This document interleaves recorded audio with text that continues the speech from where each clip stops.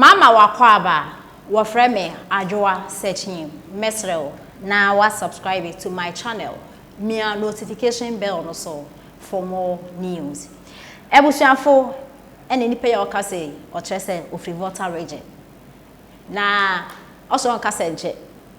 Ne kasa ne tenten na ne tete na ne 2024 do mu friend said northern region omudo nyame se. Omo be kire NDC fo say Northness no, omunye slaves, ema NDC amayoku no. Omu be make sure say 2024 yi, ombeto aba no massively, e dey ama NPP amayoku no because NPP ba yi when develop Ashanti region pe, central region pe, eastern region, western region pe, where the development are called region 16 ni na into omode eyo mo de pa 2024 in yama pa akọ northern region no ombeto aba no e de ama NPP ama yoko na titiru pa omo nua omo adi nyina vice president Dr. Bawumia ensunti ombeto aba ne pa yenti nsem ode atuwa sir. Yeah, it's free Laura in the Upper West region. Okay.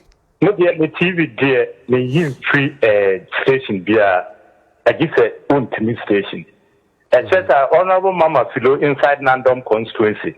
Yen na untumino na editum. But regional minister Honorable Simon or Mensa, we have such a great leader. Let's say Asante Mantemon. Untumimu chama untumimu ni Honorable Simon or Mensa. Muna mun jina na yen sorry. Yen chem mahama say onye match. I don't know. Bisa honorable regional minister. Na bibi ya me but my man abotre kasa because I am say before when any kasa. But me real to krampo. Ya see university brand new one that was akumadane. NDC for more last week na me back mase. And a driver no all 2 year kono. And I all catch say NTP before anya de bia ma santemai. And I mean, this one say, on chair in touch Bakwa, NDC, Oma Koyema, Volta region 4. Asante Mantemon, me say, Yenina, Yabem Kwa, Naya, Yabem retire Mahama, because I am praying, sir, Yamia, the non next time me back. No one near my Baku, Minu Beer, John Mahama. I only message beer, the man is totally confused. Yami, Mamma Yedma. Mate beda wase sunti next time oba na chese yatoa so ebusuafo yes it is a nya court facilities in bibra kofu twa kwan tintintin even as we sit me pe ba ko akọ between esreso ana putuja between the putuja na esreso ana between the esreso and the putuja still I'm fighting hard think menya ba kwako because ufri asokwa court bi eni ho chese contents. Oh, okay and to the community say a war around that area no mu nyina chese contents na oba nse mutwe yes and also lobby that you know say e bia benya ba kubi abesheho umusa amanfo okase yenya dodo but still me guso there's no harm in try what try na anyi yayemo anambwa no cry ana is wa mopunu mu obi emiu anti mi bomu a ebia finally ne ebie me ni atemase sam ko bomu na me nya administrative block am say to aso nsia yo we are lift wo mu nyina me bompa sen ka by October ending. All my promises will make me by August ending. Be my target him October ending. But most definitely there are few way there. Oh, see, Yamibua, BBNC, or see we na president be commission. Yo, I shall forward here for not just a Faswa. Yen yani be a war, Ashanti regional minister, and Onobaka and Tensi. But first term, Odwan Noye regional minister. Second term, he was maintained as the Ashanti Regional Minister. And Faswa, Yenya, Ewan Honono. Me Shas, Yabe Council, so wa Parliament 3 times. And on one air can say yes, Abuado, Ewan de Jumemu. And here to Edgemed Yenusuno, ye ko TV no sona, and as a war shabby with TV no swa, ye should be encounter. Where your court building, Central Kumewu District, and also commissioned.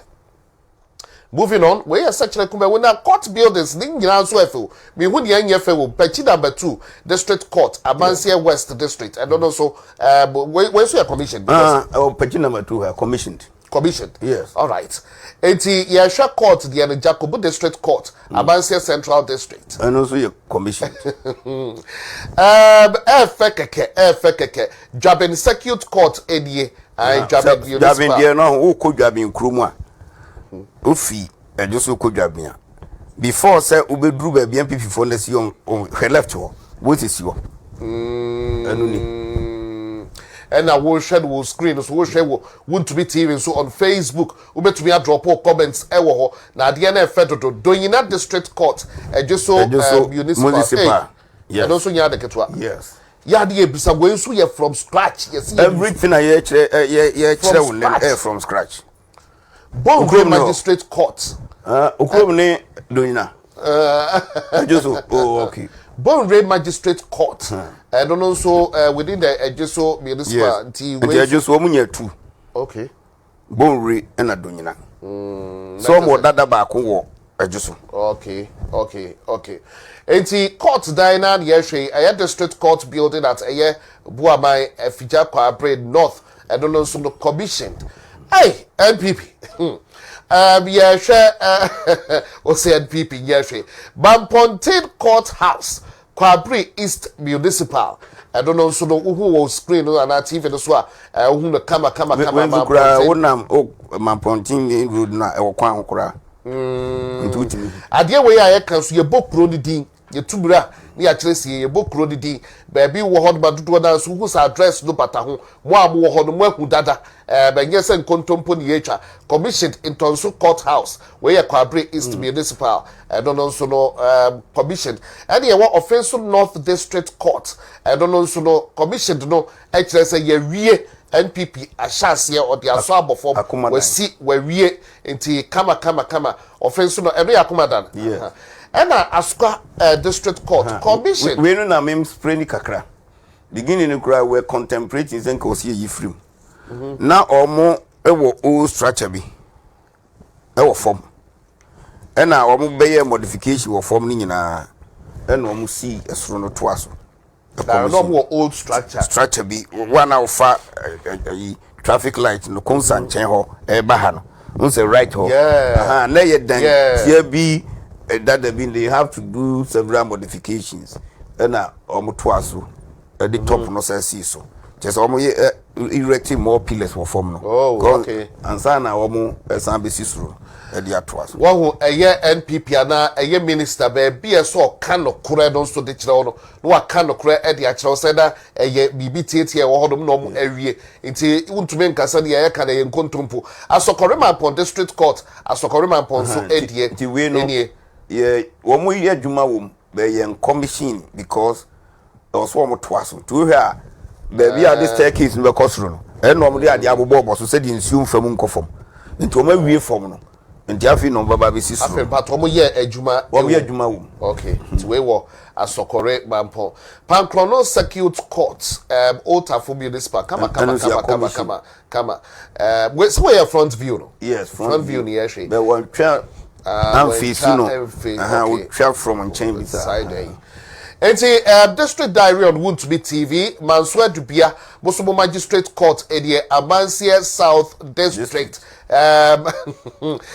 kama CID district CID I see Abansia City Manswa Dubia Magistrate Court CID ho enso edie hey na MPP aye adwuma di nyina ye ka akwakosi se December 7th no what to about because musika no taxpayers money we any beto be dia boa na wono so no baby a wo bia no ntwa kwan tenten for justice delivery na do danko Akufo-Addo oba ye de niema odi sika no aye ibidie some people ye hwe no kra de enka no ba bia wi amase district court edonos commissioned secretary south de edie bo hwe said ye etie na ye move on because dan no kra de insida still on judiciary adanse asokwa district court omonso edie ba bia yina nso eho bungalows na ye yes see I am say you see court na o say ma ba bia judge no betra yes afi na judge no e ko hwe obi fi akotena ho sika de bia kobu papa musika no ade pasa de ongoing if you just court building where there we ongoing if you just say there no ongoing but Thomas Shase anyway so we buadi district court for recrom there no so no omo yewie ongoing inti ye koyenim na yahwe ebi aka ho new Edubiase district court and also ongoing nti adanse de ongoing na yenko